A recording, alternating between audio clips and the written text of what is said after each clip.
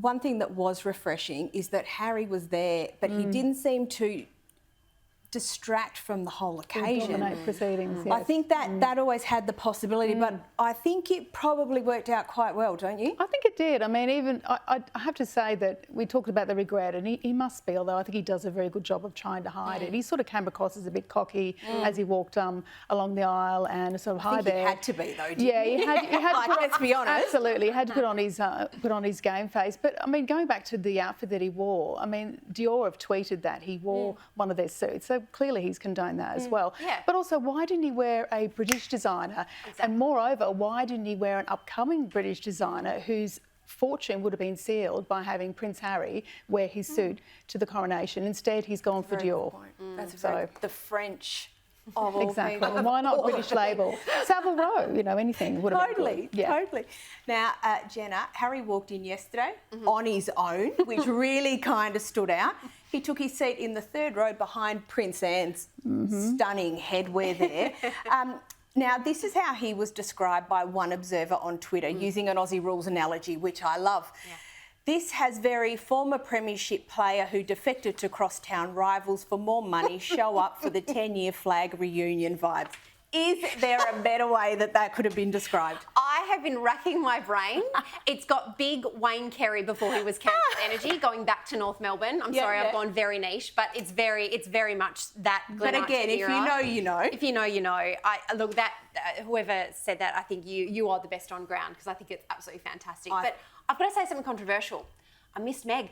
I don't know why. There was enough drama there yesterday, but I just sort of missed that she just would have been that extra element of, I don't know, panache. But don't you think their currency, can't you see their currency ebbing before our very eyes? The fact that he was largely irrelevant. I mean, it would have made much difference. Oh, they're tanking like a critical mineral that no one's heard of. Yeah. But I just think that she would have, I think maybe because I'm just so superficial, I just would have loved to have seen what she wore, how she carried herself, and, you know, the crowd's response would have been very interesting. Yes, I think that's what she was afraid of. Yeah. That would have been epic. Now, I'm unashamedly Team Princess Anne. She was just so good. Her role in the procession, she was just beaming. God, she held her own, didn't she? Absolutely. And look, I'm not surprised. If anyone can be relied upon to be traditional and to be serene and to do what's required at all costs, it's Princess Anne, to your point earlier, basically being her brother's bodyguard as the new king. In the procession. So yeah, she was terrific, and I think just did it with that sort of no nonsense attitude. It wasn't, the spotlight was not on her, but it was on her in a way. So I think there's a new admiration for Anne, definitely. That no nonsense attitude, I think, is a really good point. I loved her. I think she's actually a great role model. Absolutely. And she's got that really elegant, no BS way about her.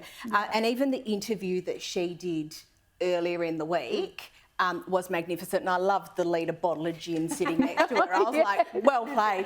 But she really is someone who we don't generally think about when we talk about role models, but she is. I think it's because she's not very visible, specifically here in Australia. I know that she came out recently and she toured at the Royal Easter Show in Sydney, but she is one of the hardest working royals, and that isn't, you know, an oxymoron. They do go out, they do press the flesh to these, you know, very small niche events. They shake a lot of hands, there's a lot of small talk. And she does like something like 900 events a year without cameras and without the public kudos. Without cameras, and I think that's, I think you just, I think that's why the modern monarchy is going to be it's going to be a really beautiful type of pavlova. There's layer upon layer of experience, personality, and an approach. And I think that's what, and Queen Anne, she will be the sponge at the bottom of that. Yeah, Queen Anne. It's my Freudian slip. Yeah, no.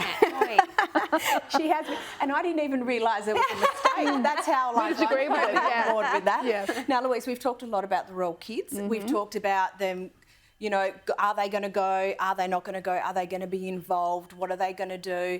There are a few cheeky moments, but I think overall they were really well behaved, and I think they really added to it in the end, particularly Prince George. Well, Prince George as a page boy, just terrific as well. And I think, like any family event, it's the children that make it, really. And there was Louis sort of with his double wave. Oh, he was so cute, wasn't he? So cute, from the carriage and stuff, and sort of William sort of asking him to sit down, etc., etc.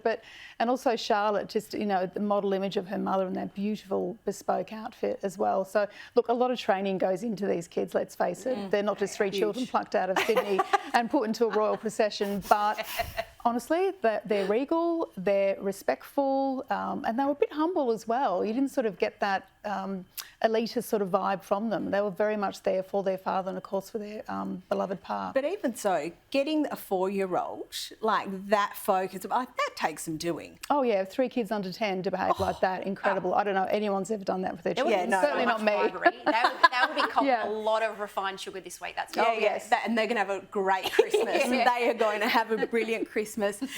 May's not too early to start promising for Christmas, absolutely not. right?